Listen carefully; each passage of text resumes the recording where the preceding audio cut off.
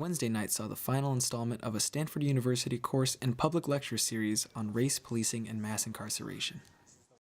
The course comes at a time when the deaths of Michael Brown, Eric Gardner, Freddie Gray, and many others have placed the issue of racial discrimination by law enforcement officers on the national stage, and coincides with an increase in activism both on campus and around the country regarding the harsh tactics employed by police officers against marginalized communities.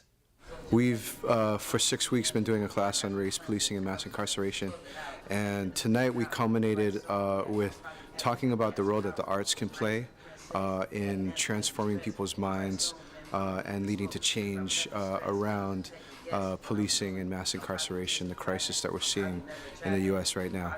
The event featured Talib Kweli, a prominent hip-hop artist who discussed the role of art and artists in pursuing social justice.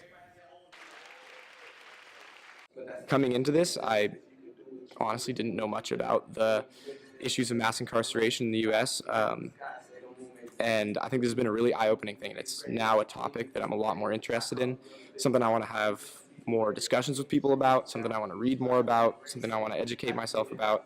My question is about female friendship.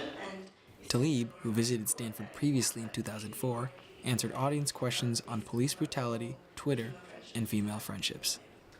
You know, Talib, I think, was very genuine about what the role is of artists, what they can do and what they can't do. He was saying what he felt. He was being true to himself. He was being honest, and he said a lot of really good stuff. I think he inspired some people in the audience. And so I think that that's a perfect example of what we'd like to see happen, you know, to see the knowledge from this class that people picked up from this class be able to ripple out and to be able to impact folks wherever they're at, whether they're working in policy, whether they're working in the law, whether they're working in legislation, whether they're working in the arts, whether they're working in culture.